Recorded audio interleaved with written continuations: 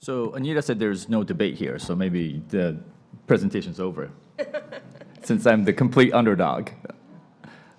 Disclosures again. I had the thought of putting similar slides as Stephen put, but I stopped that temptation. But Anita is the queen of tear, and to go against her with me being a lowly surgeon, I do think this battle is already done. But I'm going to do my best to see, why transcatheter tricuspid valve replacement is a worthy therapy. So there are different types of transcatheter therapies in the tricuspid space, and there's valve replacement, leaflet approximation, and there's annuloplasty, trick valves. There are other technologies that are being developed, but the ones that really have gained evidence is the leaflet approximation and the valve replacement technologies. So the transcatheter tricuspid repair versus replacement argument is really an argument between a TriClip versus Evoke at this point. The CLASP 2TR is coming up, but at this point, these are the two devices that we have, and it's really the argument between TriClip versus Evoke. And part of the reason why we talk about transcatheter tricuspid therapy is because the outcomes of tricuspid valve surgery is not great. This is from the STS database, but the operative mortality for these isolated tricuspid valve surgery is relatively high, 7.3%. You just don't see this in other type of isolated valve surgeries. But when you look at the factors associated with surgical mortality, tricuspid replacement is a risk factor. So there is this myth that replacement is really bad for your valves. So is the repair really better? And I'm going to start off with that. And the most data that we have is really in the surgical space. And this is concomitant surgical tricuspid valve repair versus replacement. And when you look at concomitant procedures, repair actually has a better outcome. However, when you look at isolated surgical tricuspid valve repair versus replacement, the mortality becomes similar between the two, meaning that there might be something different about these isolated tricuspid valve pathologies when we compare repair versus replacement. So I'm going to show 3 reasons why transcatheter tricuspid replacement is better than TEER, since this is a debate. So the first is TR reduction. Anita already spoke about the TR reduction with the triluminate, with the TriClip to the left. You can see that 88% had moderate or less TR after the procedure. However, when you compare that with TriScend 2, the data that Tsuyoshi presented, 99.1% had moderate or less, meaning that, I'm not a great mathematician, but I can see that this p-value will probably be less than 0.05. When you look at mild, this difference becomes even more significant. 50% of triluminate patients had mild or less TR at 1 year, compared to the Evoke, 95.3% had mild or less. So from TR reduction standpoint, the replacement technology has significant benefit over TEER. What is the effect of residual TEER? And this is not a procedural outcomes that they assess, but this is more of assessing patients with trivial, mild, moderate, and severe TR. And when you have severe TR, the outcomes are significantly worse, meaning that if you have residual TR, your outcomes will likely be worse. And that has been proven in other catheter procedures with a TR pathology. So this, this is part of the patient that I've got involved in during the triluminate trial, and this is the TR. It was a massive torrential TR, and this is after 2 clips. It came down to moderate. It was a great result. There was actually clapping in the room after we got this during the trial. This is the Evoke during the TriScend 2 that we did. And again, massive TR, and this is the end result. There's trivial at worst. There's almost 0 regurgitation. So to the point that, that the TR reduction is quite different between the two technologies.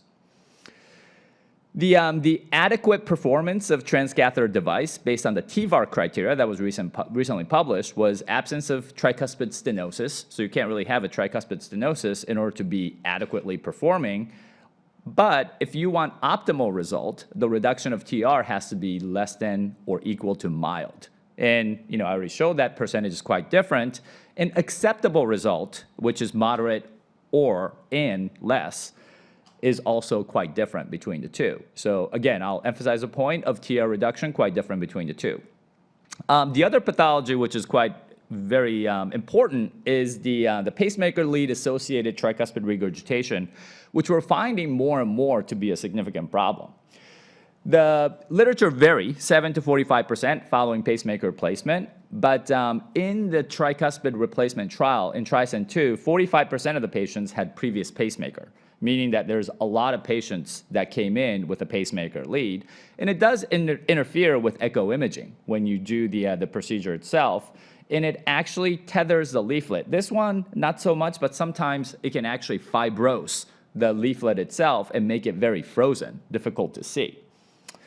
So how were they treated in these randomized control studies? In TRILUMINATE, when you had a pacemaker lead, they were automatically placed in the registry. Where TRISCEND, they were assessed case by case, unless if the lead was interfering with the trajectory of the valve itself. So the replacement group had more liberal inclusion into the clinical trials. This is a case that we recently did.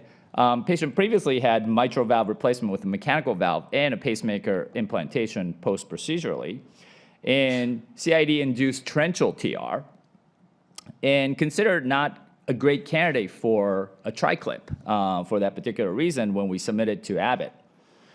And for this case, we got a CT scan, and we did a TEE and ICE-guided deployment. The mechanical valve was actually blocking some of the visualization, but we considered that the lead is not going to interfere with the deployment, and you can see the final result. There was a little bit of a mild leak, likely from the lead, but the result was very good.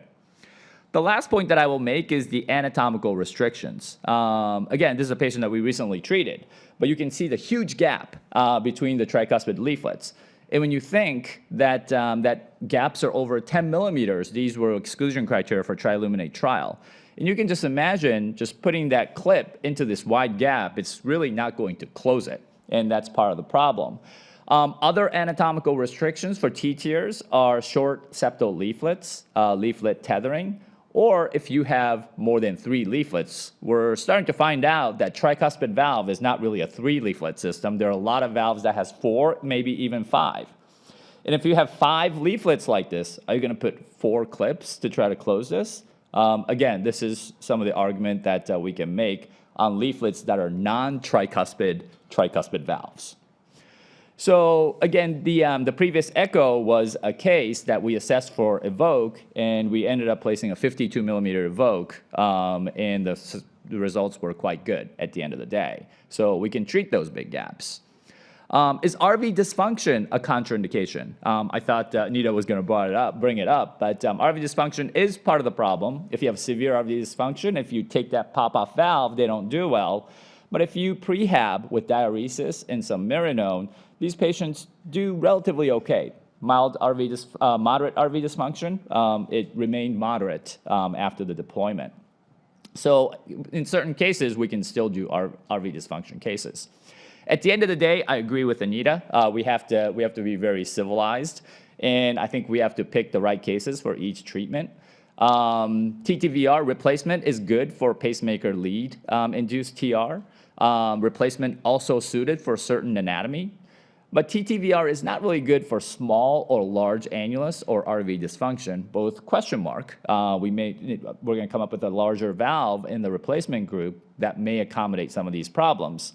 But TTVR does need anticoagulation, and halt is definitely a big problem, and the rate of bleeding definitely is concerning. So we'll let the FDA decide. The TRILUMINATE actually had the earlier report, but EVOQUE really had the earlier approval by the FDA. So from the FDA standpoint, I think replacement won.